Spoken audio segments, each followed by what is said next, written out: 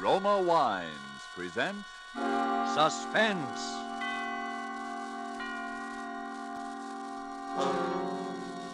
Roma Wines, made in California for enjoyment throughout the world. Salud. Your health, senor. Roma Wines toast the world. The wine for your table is Roma Wine, made in California for enjoyment throughout the world. This is the Man in Black, here to introduce this weekly half hour of Suspense. Tonight from Hollywood, we bring you as star Mr. Orson Welles. This will be the first of two consecutive performances by Mr. Welles, in which he will appear as the protagonist of Kurt Siodmak's novel, Donovan's Brain. The producer of Suspense and its sponsors, the Roma Wine Company of Fresno, California, feel that this story is so unusual that it merits more than our usual time. So in somewhat of a departure from established radio formulas, we will bring you the story of Donovan's Brain in two parts. Part one you will hear tonight, and part two next Monday night at this same time. Before we take you to the scene of our drama, let's take a little journey of a different kind. We'll let a bottle of Roma wine serve as Aladdin's lamp. I touch the label, and presto, we are all transported to that capital of gaiety, Havana, Cuba. And now we find ourselves in the charming Pan American Club. At a table nearby, an American has just voiced his delight at the uncommon beauty of the scene. And then his Cuban companion responds, "Well, you in America also have much that is uncommon to boast of, such as this marvelous tasting wine we are enjoying this minute. To enjoy uncommon fine quality, Cuba imports this wine from your own distant California. It is your superb Roma wine. Now just realize what it means when other countries import Roma wines from such great distances. Such international esteem must mean that Roma wines are truly magnificent in quality. And then consider this. You here in America need pay no high import duty, no expensive shipping charges. For these fine Roma wines come from Roma's own wineries in the heart of the rich California wine grape districts. Because so many Americans do realize this good fortune, Roma wines are America's largest selling wines. So why deny yourself this taste delight? Try an inexpensive bottle of tangy, appetizing Roma sherry, or the hearty Roma burgundy, or any of the marvelously enjoyable Roma wines. But remember, these days your favorite dealer may be temporarily out of the type you prefer. Then please try again. Ask for R-O-M-A, Roma wines, made in California for enjoyment throughout the world. And now with part one of Donovan's Brain, and with the performance of Orson Welles as Dr. Patrick Corey, we again hope to keep you in suspense.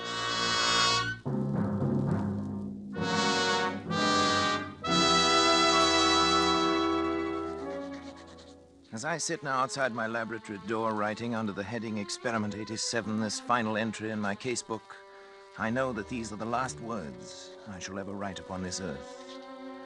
I neither ask nor expect forgiveness now or hereafter.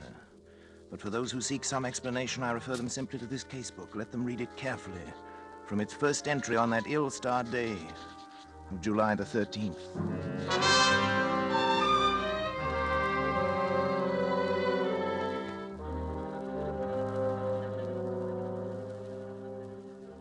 July 13th. Today I bought a small Capuchin monkey from an organ grinder. The animal trembled with fear when I took it into my laboratory, and when I tried to pet it, it bit me.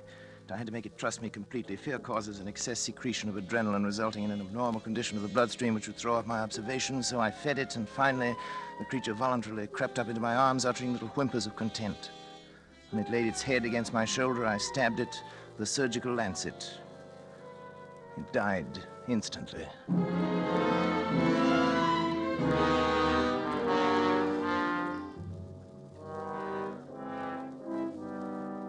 Well, David, what do you think of it? Well, it's pretty amazing, all right. See what I've done, don't you?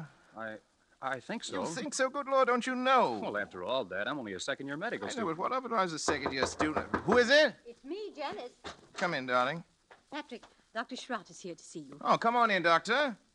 You know our son David, of course. Yes, of course. How are you, my boy? Fine, thanks, Doctor. Well, Patrick, hard at it as usual, I see. Patrick, you didn't eat the lunch I sent in to you. Well, what is it this time, Patrick? A brain. what? A monkey's brain. Oh, What about the brain, Patrick? I've been trying to see how long I can keep the tissue alive. Oh, is that it in that jar? There's considerably more to it than just a jar, though. Want to see how it works? is it still alive? In a way, yes. It's a fairly simple device, actually, Doctor. Variation on Corell's mechanical heart. The brain lies in a bath of blood serum. These rubber arteries are fixed to the vertebral and internal carotid arteries of the brain. The blood substance is forced through the cycle of Willis to feed the tissue. Over here, I've installed a small rotary pump that forces the blood circulation, you see? But how do you know it's alive? It's very easy to determine. The brain, when functioning, gives off infinitesimal electrical impulses. They can be measured. As a matter of fact, I've hooked the encephalograph up to a small amplifying system. The brain impulses can actually be heard. Here, I'll turn it on. You see?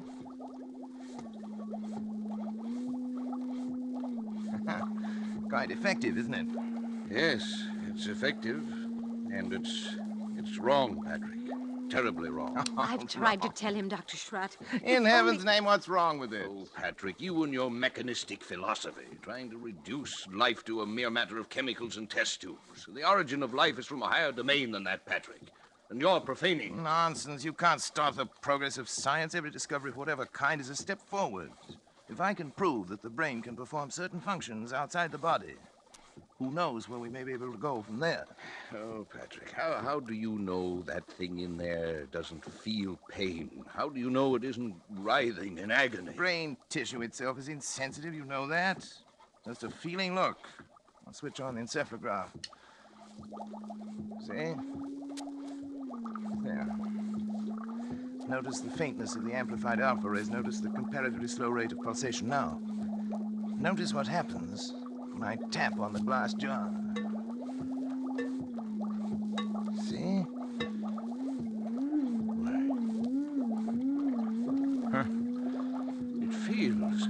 It thinks. I wouldn't go so far as to say that, but it certainly shows marked reaction to an external stimulus. I wouldn't have believed it possible. The trouble with you, Schrott, is that you don't really believe in science. Have it your own way, Patrick. That's when you can manufacture love and sympathy and kindness in a test tube. I'll be back. You leaving, old boy? Yes. Patrick. Do me a favor, Patrick. Shut off the pump and let that poor thing in there die. Let it die. Huh. If it were within my power to grant, that little brain would live forever.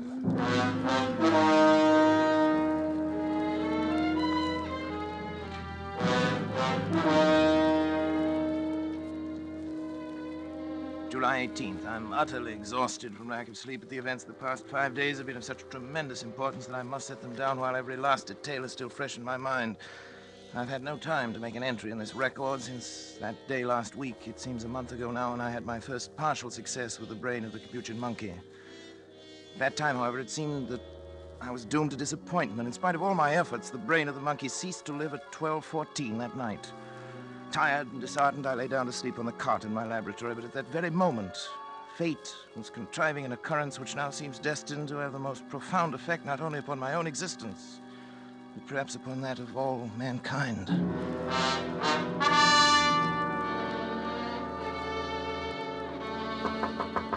Hello?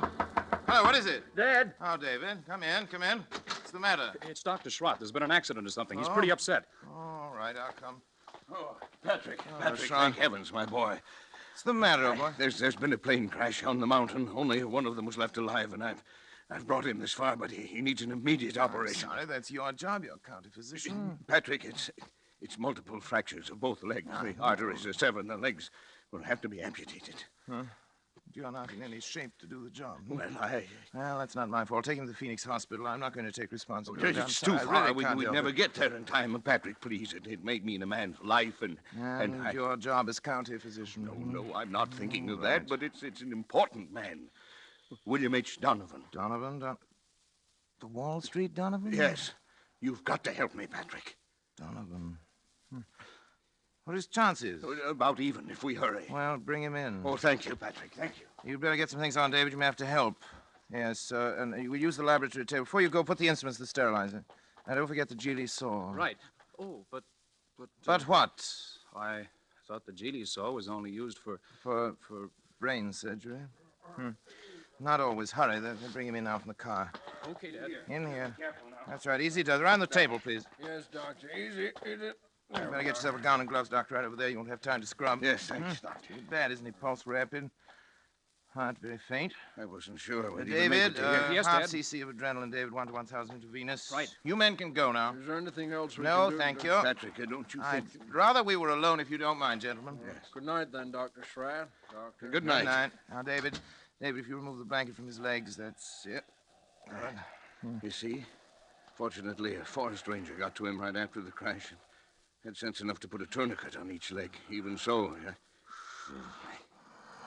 Sure. We'll get it. Sure. What's he saying? something like sure. He said it over and over. I hadn't realized he was deformed. It doesn't show as much in his pictures. Patrick, don't you think we ought to begin? No, there's no use amputating those legs. No use. He'll be dead anyway by morning. Well, won't it? Well, suppose you're right, Patrick. You know I'm right. But still, we ought to try. We can't refuse to operate just We are because... going to operate. Syringe, please, David, the large one. Here you are, Dad. Spinal anesthetic. Will you give it, Dr. Schratt? Right. Scalpel, please, David. Scalpel and the Geely saw. Geely saw. Patrick. Well... No, Patrick, I won't let you. After your performance tonight? Well, I had... But, Patrick, he's still alive. Precisely. My mistake with the monkey was that he was dead. I don't intend to make that mistake again. Come on, David, Patrick, the scalpel. Patrick, are you out of your mind? You're taking a man's life. I'm giving him life. Donovan would die anyway. But for a while at least, Donovan's brain will live.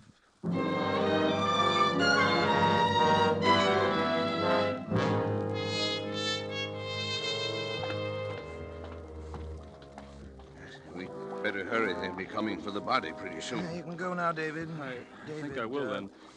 You understand, of course. Yes, I understand. Not a word to your mother or to anyone. I understand. Yeah, did you put something in the skull cavity Oh, so yeah. the eyes won't fall? I filled it with cotton, bandaged the whole cranium. It looked like any head injury. I hope nobody gets any ideas about an autopsy. You're the coroner. You can stop that. Look, Schratz. This is a chance that comes once in a lifetime. William Donovan had one of the greatest minds, has one of the greatest brains in the world today. And now you have it. It's Turn on the madness, Patrick. encephalograph.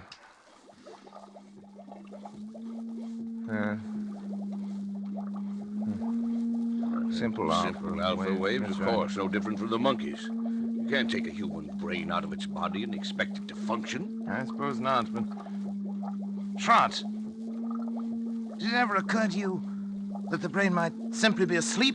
Sleep. Certainly. An operation like that is a severe shock. Tap on the glass.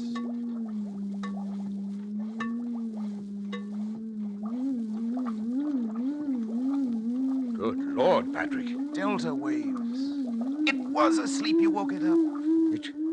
It's actually conscious. You see, the three of us. Three of us conducting this experiment now. You, and me, and William Horace Donovan.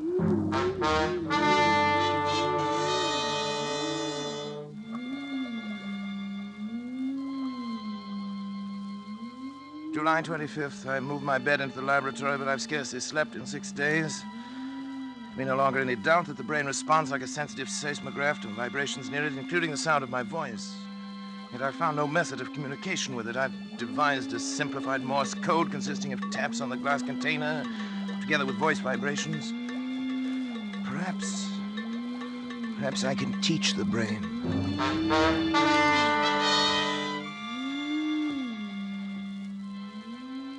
July 30th, Schrott has come to stay with me, half out of a feeling that he shares with me a common guilt, half out of scientific curiosity.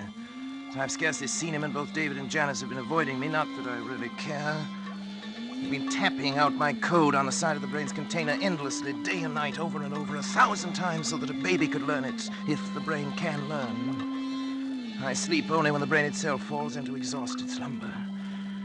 When it wakes again, I resume my tapping.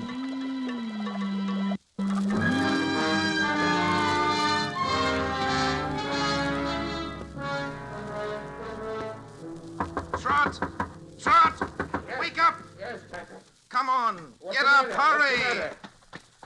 Come on, I want to show Something you the something. matter? Yes, old boy, I want to show you something. Patrick, you look like a ghost. Where are we going? Back to the laboratory. I can't believe it myself. I may have been dreaming delirious. What's happened? Come on. You hear that? Delta waves. Seems disturbed. You've got to check my observations for me. If my reasoning is wrong, tell me. I can't be sure of anything anymore. Yes. Now listen carefully. You know that I've been trying to communicate with the brain in code. Now, if I were able to cause a distinctive pattern of the brain's delta waves by a specific command in code, if the brain responded with the same pattern of sound each time I issued the command, it would prove that I'd succeeded in communicating with the brain, wouldn't it? Yes, Patrick, I think it would. Now, listen. Donovan! Donovan!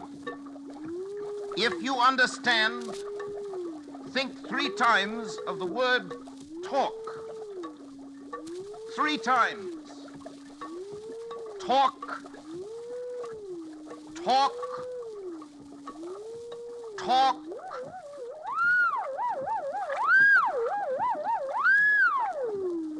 It answered. It spoke. Then I'm right. It's true. This thing has learned to talk. To talk.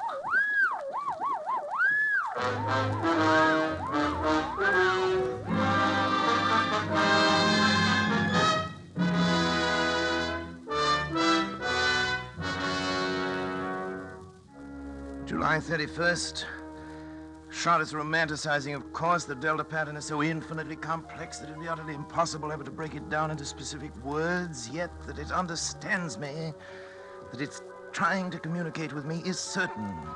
Schrott suggests mental telepathy, that I try to make my mind a blank, as the mediums call it, while at the same time increasing the energy content of the plasma that feeds the brain in the hope of stepping up the brain's electrical potential as one would step up the power of a radio station. Naturally, telepathy is nonsense, but the feeding theory intrigues me. I shall try it.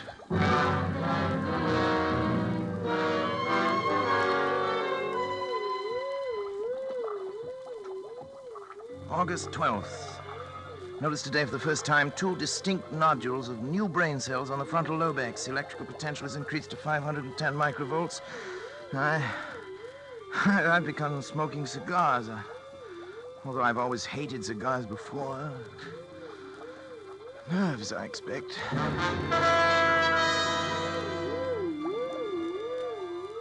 August 22nd, nodules still growing, electrical potential 1450, but no observable results.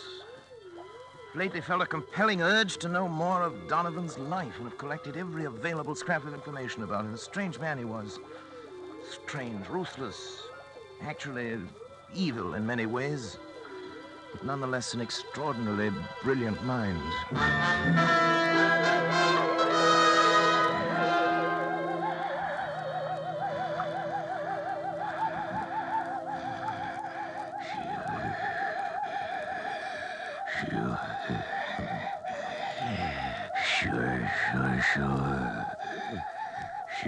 Sure.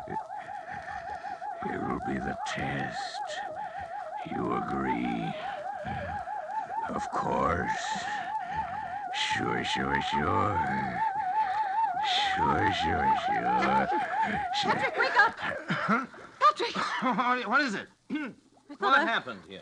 I thought I ought to wake you up, Patrick. You were moaning in your sleep, talking. Talking? What did I say? I'm not sure, but your voice was so strange that... Janice, what's the matter? It's nothing. I was dreaming, that's all. Janice woke me up. Patrick, let me see your hand. Hand? What do you No, the other for? one. What about it? You're not left-handed, are you? No. Then why have you got ink on the fingers of your left hand? Well, I don't know. Were you writing anything tonight? No. You must have been, Patrick. Here it is, right here on your desk. Nonsense. Wait, let me see it.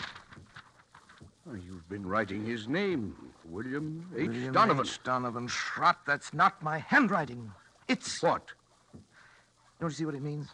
The brain has communicated with me. Patrick, you don't... Look here.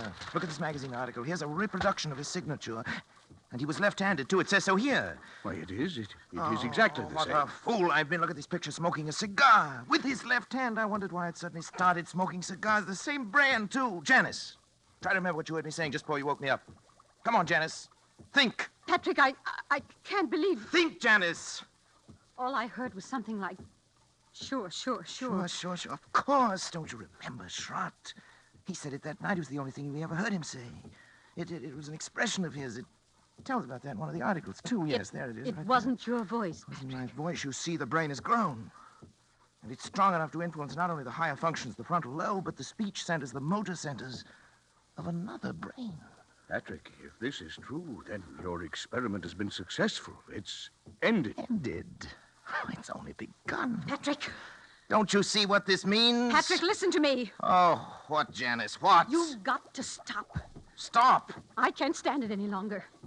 Can't you see where it's led you?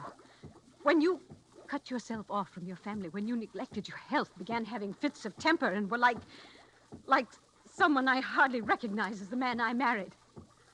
All that I tried to understand. But don't you see what you've done? You are a murderer, Patrick, a murderer. Janice, David darling. told me the whole thing. That poor boy's half insane himself from worry. Insane?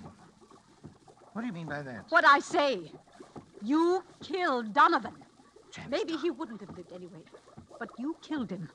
And now this thing has gained such power over your mind that it can make you do things you don't even know about. For all you know, it could make you do anything. Anything. You've got to choose, Patrick. Oh, Janice, please. I suppose you're right, but I'm utterly exhausted. I can't even think anymore. You've got to think. Give me until tomorrow. Let me sleep, and then tomorrow I'll do something. I promise you. All right, Patrick. Tomorrow. But if you don't do something, if you don't destroy that thing, I will. The brain. It's almost as though it heard you and were raging at you.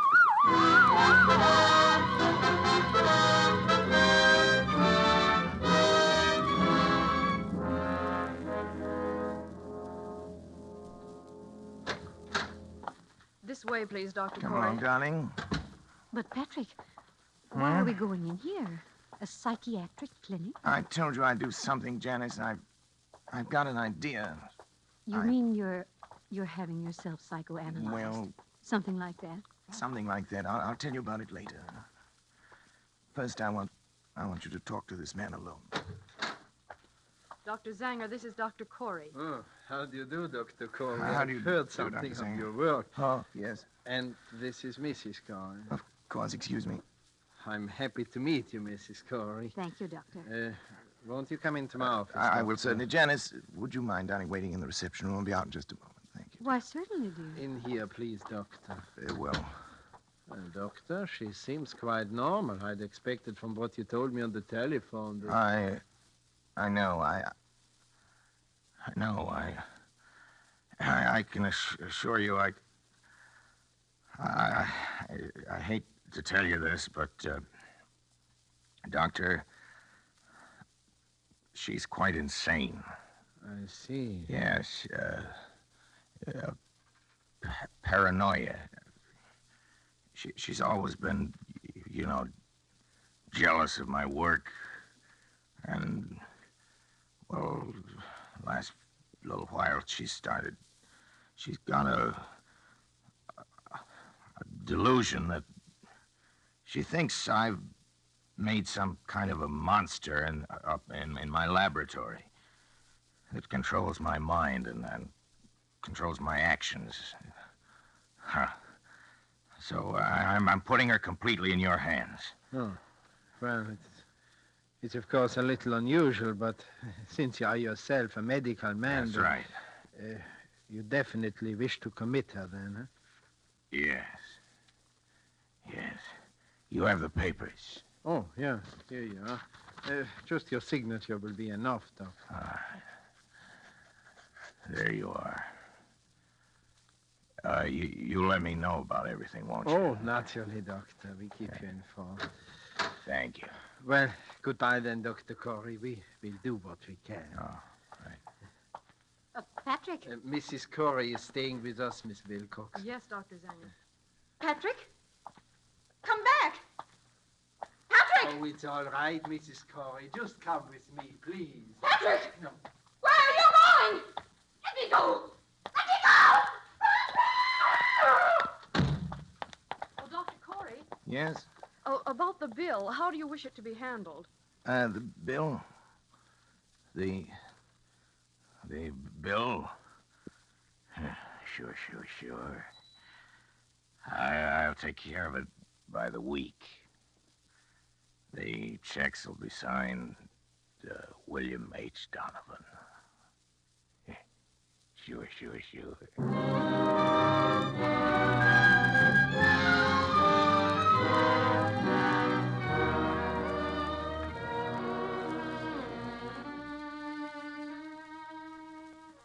August 20th. It's nearly 3 weeks now since Janice went away. I can't understand how she could have left me just when I needed her most.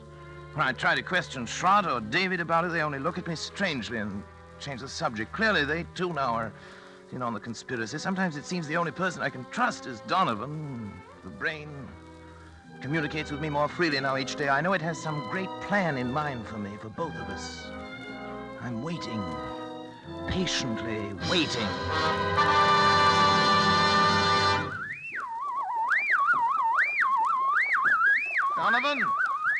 Donovan, I'm listening, Donovan. Don't be angry, Donovan. I'm trying to understand. I'm listening, Donovan.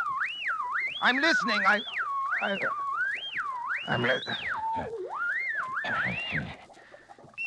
Sure.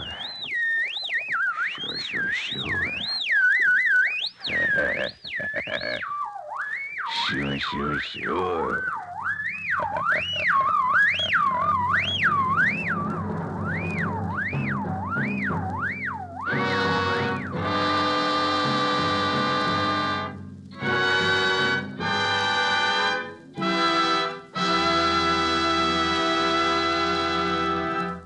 And so closes Donovan's Brain, Part 1, the first of 2 half-hour presentations of Kurt Siodmak's story, presenting Orson Welles as star of Suspense.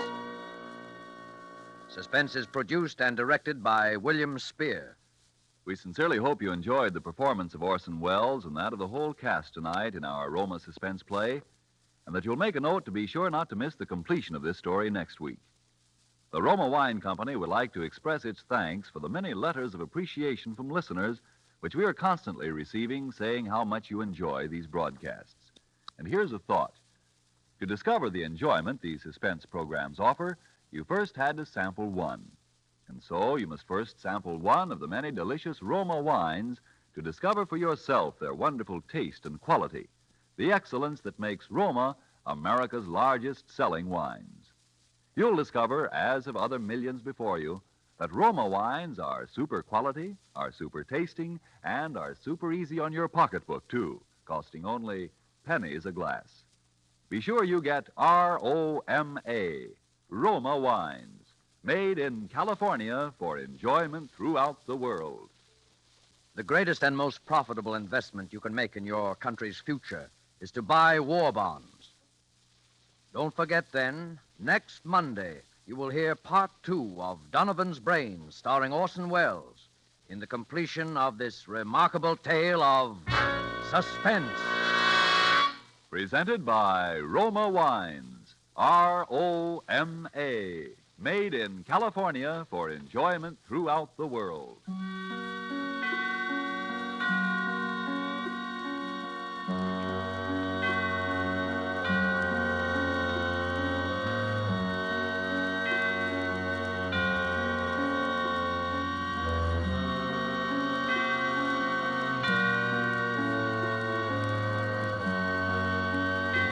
This is CBS, the Columbia Broadcasting System.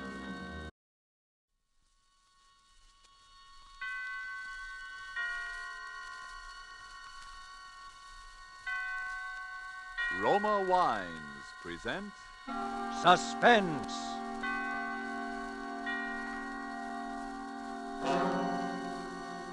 Roma Wines, made in California for enjoyment throughout the world. Salud. Your health, senor. Roma Wines toast the world. The wine for your table is Roma Wine. made in California for enjoyment throughout the world. This is the Man in Black, here to introduce this weekly half hour of Suspense. Tonight from Hollywood, we again bring you Mr. Orson Welles in the second of two consecutive performances starring Mr. Welles as the protagonist of Kurt Siodmak's novel, Donovan's Brain. The producer of Suspense and its sponsors, the Roma Wine Company of Fresno, California, felt this story so unusual that it merited more than our usual time. So in somewhat of a departure from established radio formulas, we are bringing you the story of Donovan's Brain in two parts. Part one you heard last Thursday, and tonight you will hear part two, the completion of Donovan's Brain. But before we raise the curtain on our suspense play, let's for a moment wish ourselves away to Havana, Cuba, seated at a table in the fashionable Hotel de Nacional de Cuba. Near us, a group of Cubans are entertaining an American visitor. Our American has just remarked that in point of great enjoyment, the Cuban rumba is one of America's most delightful imported dances.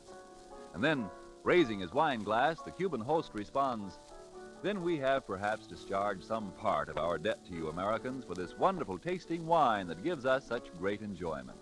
It is wine that Cuba imports from your faraway California. It is Roma wine." Americans didn't have to wait for wine connoisseurs of other lands to discover the greatness of California's wine districts, the superb quality of Roma California wines. So many millions made this discovery for themselves that Roma wines have long been America's largest selling wines.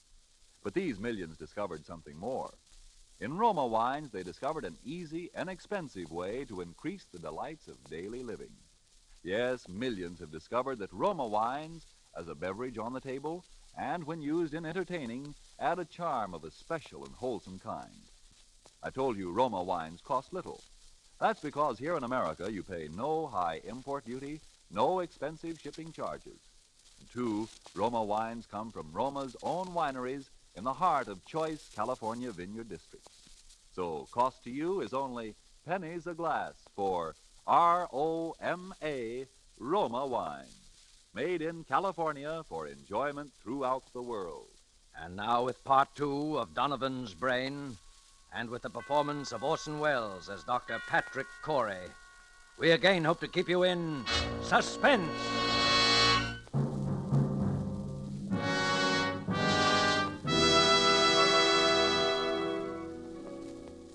As I sit now outside my laboratory door writing, under the heading Experiment 87, this final entry in my casebook, I know that these are the last words I shall ever write upon this earth.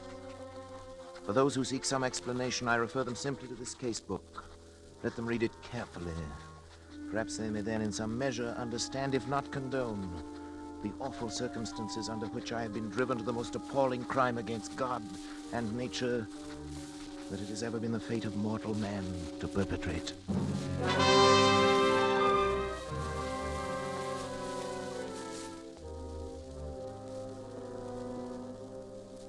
August 24th. It's now 6 weeks, exactly 42 days, since I began the experiment.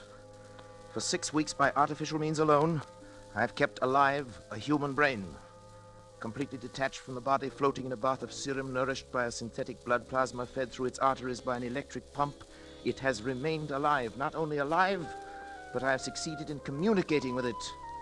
For I've even induced new growth of brain cells and so tremendously increased its mental faculties that by sheer brain power alone, it has actually been able to communicate its thoughts to me. And each day, my communion with that living, pulsing mass of gray matter that was the brain of William Donovan becomes stronger and stronger.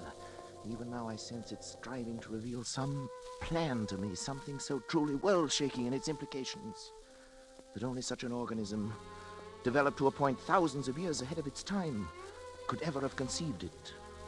So far, I sense this only, but soon I shall know. Indeed, I shall be partner in its execution. What a fool I was ever to have considered for a moment my wife's demand that I end the experiment. It's because I refused, of course, that Janice left me a week ago without so much as a word of explanation or farewell.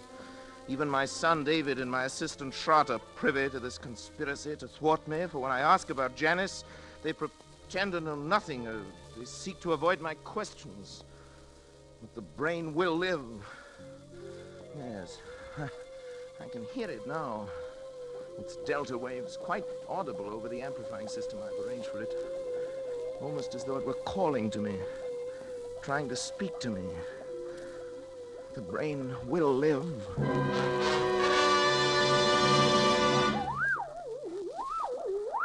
Donovan? What is it?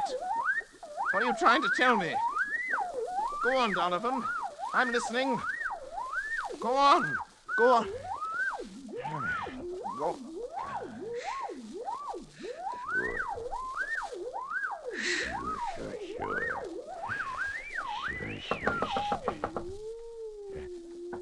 Who is it? It's me, Patrick and David. Well, what do you want? I want to talk to you, Dad. I've no time to talk. I'm busy. I'm Open the sorry. door, Go Patrick. away, I tell you. I'm busy. Please, Dad. Can't you two leave me alone? All right. What is it? What is it? Patrick, won't you come into the study with us for a few minutes? What have you got to say? You say right here. You know I can't leave the laboratory. Dad, it's only that, well, we wanted to talk to you in private. Well, don't tell me that you're afraid of this poor mass of brain cells here. It's not that, Dad, but Well, never mind, David. At least turn that thing off then, will you, Patrick? What difference would it make? It could still hear, couldn't it? Well, what is it then? well, it's about Mother. So, she put you up to this, did she? I thought the truth would come out sometime. Dad, listen. She's tried to stop this experiment from the beginning. She thought she could blackmail me into quitting by leaving me, and she still does. And now she's using you as a go-between. Now, it's Patrick, true, isn't it? listen I've a minute, heard won't enough. you? We haven't heard a word from Janice. We don't even know where she is. That's what we've come to talk to you about. Oh, have you? Well, how could I know where she is? Well, because you were the last person seen with her, Dad. I was. Don't you remember, Patrick? You took her into town with you. You wouldn't tell any of us why. Yes, of course, the moment I've forgotten, but what of it? Well, don't you remember what happened then? Of course I remember. She left me, that's all. Where, Dad? Where did she leave you? Well, What were you doing? I don't know. We were in some big public building, City Hall, courthouse, taxis or something. Next thing I knew, she'd simply disappeared. Is that all? Didn't Yes. she say anything? Didn't she at least tell you why she was going? No, I remember what she said. It's been a week or more. I've hardly slept. You know, I've been working night and day. Yes, that's just it, What Patrick. do you mean by that? Patrick, you say this. The brain communicates with you, tells you yes. things about his past life, suggests thoughts. Yes, Well, if the yes. brain can make you think of things, mightn't it also be able to make you forget things? You're out of your mind. Dad, are you sure? Are you sure you don't know what's happened to Mother? No, I tell you, no, I But don't Patrick, know what.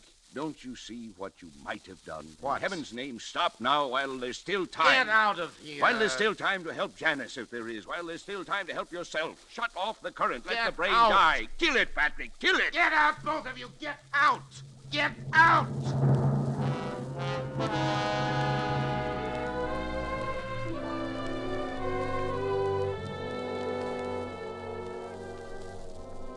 August 26th.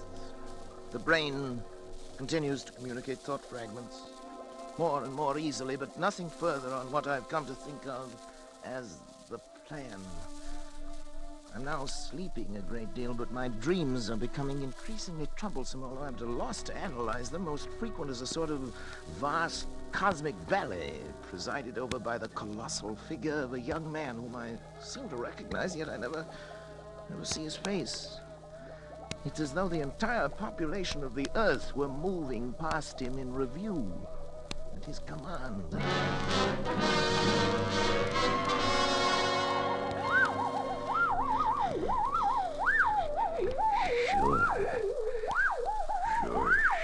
Sure. Now. Do it now. Now. Sure, now. Help me, someone! Help! Shroud! Dad, let go, Dad! David! Had to, Dad. Never mind now. Here, help me with Shroud. He's fainted. No, David, don't let him. It's all right now. Here's a glass of water.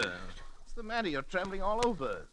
You looking I at me can't. that way for? You look frightened after death. Dad, you... What happened here anyway? I came and found you on the floor with your hands around your own throat. Stand in for me. Why's your luggage all packed? I was going to leave Leave in the middle of the night? Why? because The fuse box has been opened. It was you, Schrott. You were going to shut off the current. You were going to kill the brain. Patrick, you tried to strangle me. What? It's true, Dad. That's why I had to slap you. I It's absurd. I came in here and found Schrott with his hands around his own throat. He was strangling himself. Dad, please think a minute. Nobody can strangle himself. Look at these marks on my throat. Do you think I could have done that? Oh, it's not possible, and yet... It's true, Patrick, that I tried to shut off the current. I was afraid for you. But as I opened the fuse box, I heard the delta waves in the laboratory suddenly become stronger and louder than they'd ever been before. And then... Then I... Yes. Then the brain knew? You even spoke in Donovan's voice, Donovan's Patrick. voice, his That voice. recurring phrase of his, sure, sure, sure, in his very tones, his very accent. Sure. You've created a monster, Patrick. It has the power to make me commit murder. The brain must die. Pull the switch in the fuse box, Patrick. It will only be a matter of seconds, Yes. and then... Yes, But You've got to, Patrick. Schrott, David, help me. I can't move. Come to me. Pull the switch, hurry. Schrott, David, go on. You too? It's paralyzed, this Patrick. The brain won't let itself be killed. Then it has the power to live on. And on. To command us as long as we live. To make us do anything it wants. To kill. Murder. Dad, what are we going to do? Listen. The brain. It's laughing. Laughing.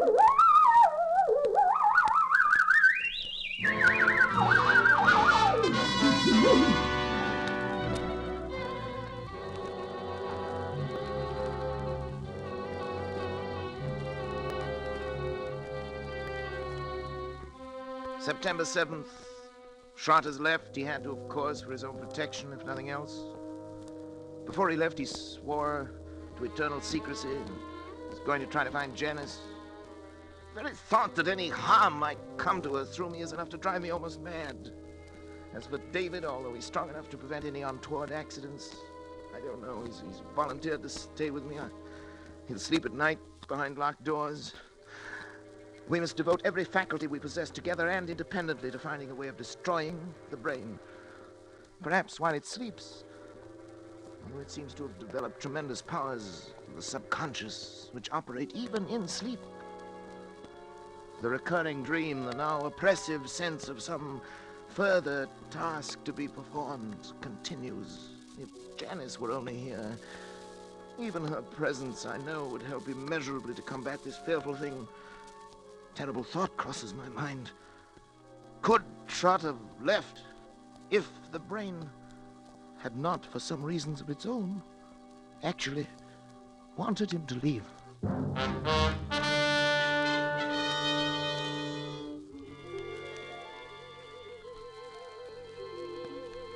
September 10th. My thoughts are less and less my own. The dream of the young giant bestriding the earth, the figure without a face, pursues me now, even in my waking hours. Increasingly, I seem to live in a world of evil fantasy, peopled and controlled by the mind of William Donovan.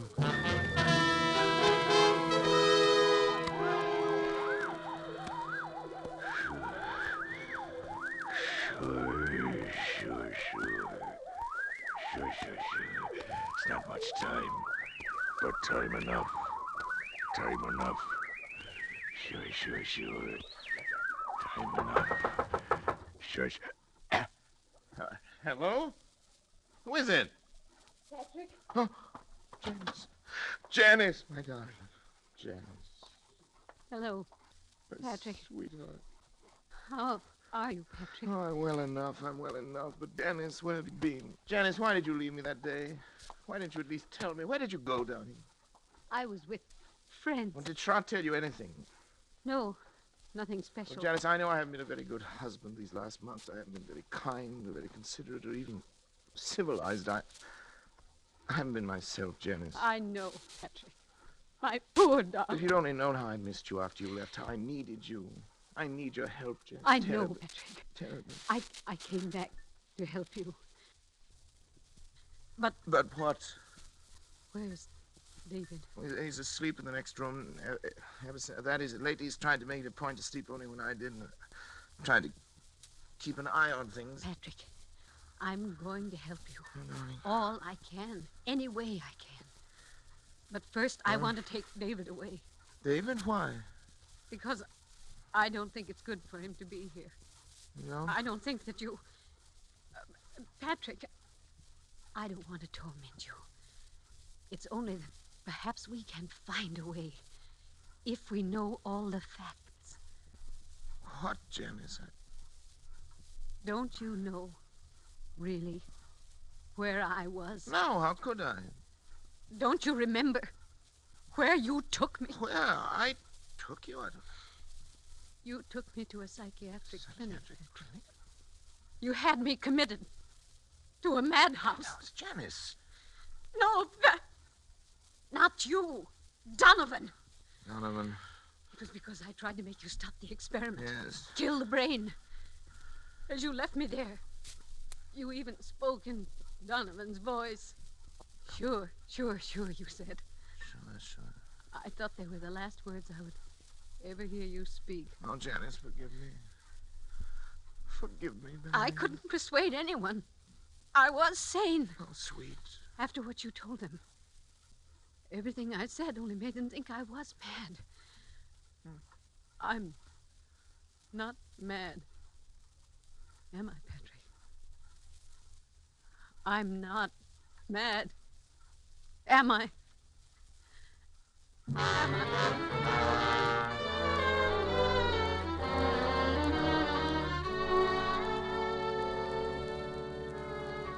Janice will be gone for some 3 hours. I've sent her into town for Dr. Zanger, the psychiatrist.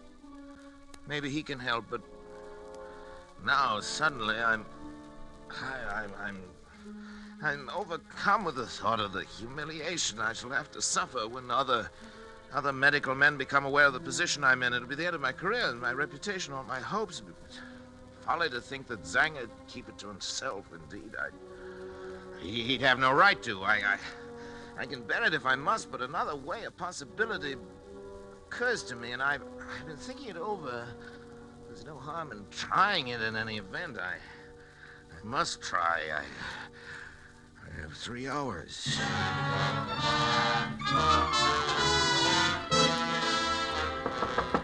David! Yes, Dad? David, what's your blood type? Do you know your blood type? As a matter of fact, I Well, don't think I do. Why? No matter, we can easily find out. David, I think at last I know a way. To kill the brain? It's simple. It's perfectly natural, and yet 9 chances out of 10 is something Donovan had never known about. I'll do it myself. Unfortunately, my blood type and his are... they're the same. Transfusion? Of course, I have to replenish the blood substance periodically. Anyway, it's about time to do it again. I've always used my own because it was the same type as his, but if yours is a different type, the right type, David. You mean the wrong type? Yes, you've given the wrong... The brain will die given the wrong type. Yeah, sounds possible. I'm sure of that. I know it. But suppose the brain Yes? knows it knows other things. I've thought of that. It's a chance we'll have to take if you're willing, David, my boy. Of course I am, Then Dad. we'll take the blood sample now. Come into the laboratory. I only have the right blood type. Sure. Rather the wrong type. Now, if you haven't, we'll find someone who has. Maybe Schrott. Now, lie down there on the table, David. We want a tourniquet on your arm here. I'll A put it small on. syringe will do it. Go ahead, I'm ready. David, don't watch me. It'll be easier if you don't. For me. That's a funny one, coming from you. Well, doctors are never quite as steady with members of their own family, you know. Ready? Sure. Ready? Here we are. You all right? Yeah. Be through in just a second. You getting it? All right. Yes, sure. Just a second now. Dad, I'm sleepy. You'll be over it in a minute. What's the matter? Why am I so sleepy? You'll be all right. Sleepy. So sleepy. Sure. That's what an anesthetic is for. Make you sleep.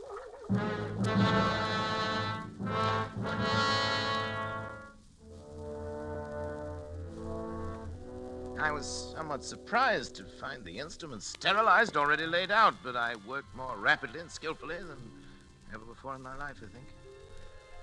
I made an incision just below the hairline, laying back the scalp as far as the base of the skull.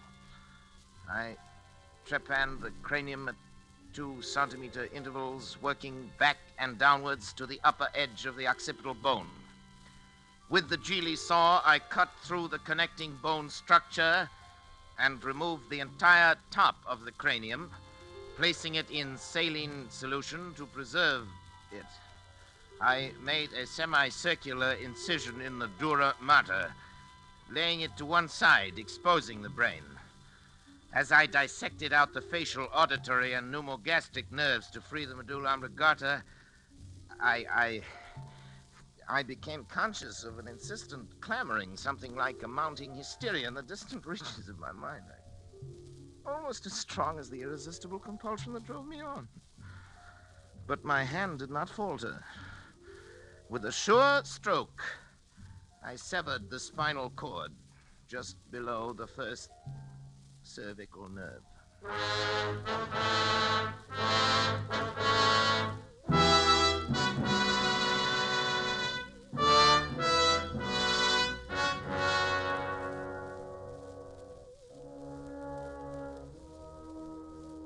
As I make this last entry with that awful guilt upon my soul, even now I cannot fully comprehend how it has been possible for any man, by mortal or immortal means, to be driven to such a crime.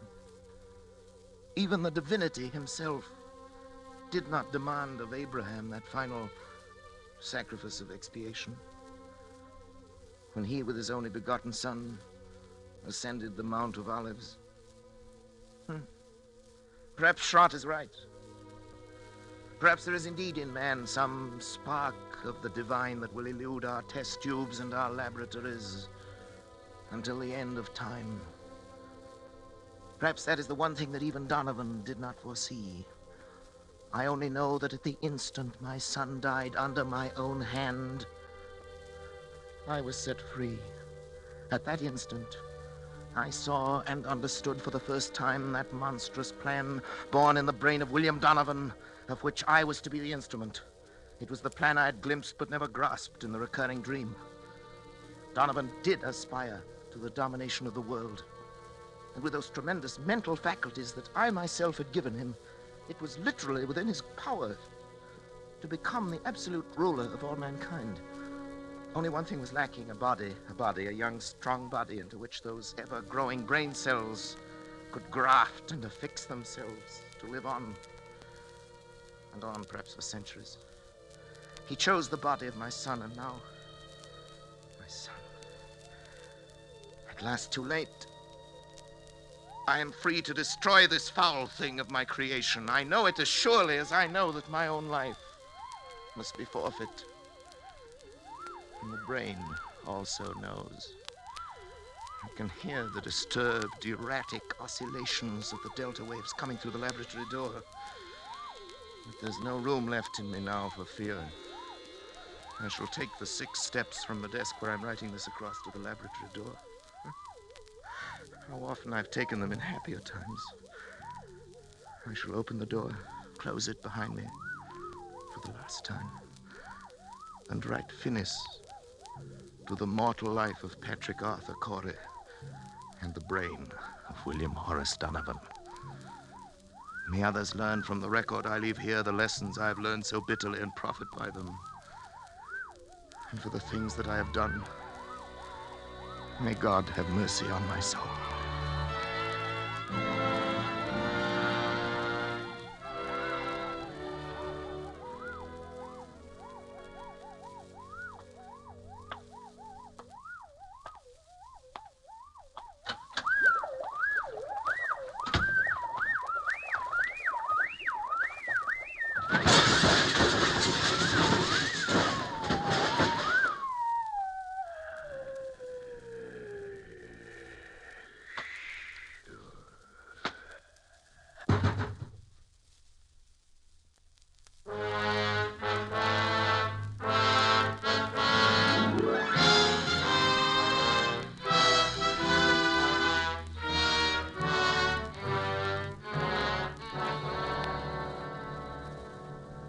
Phoenix, Arizona, September the 15th.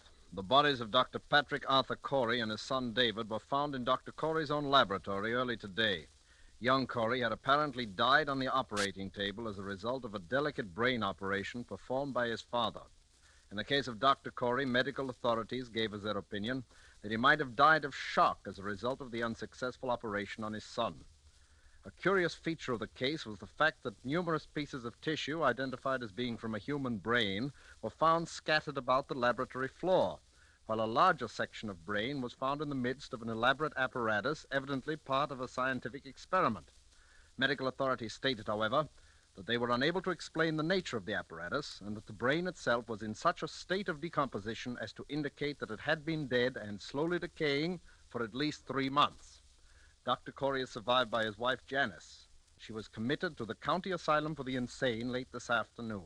Burial of Dr. Corey will be at the Mount of Olives Cemetery.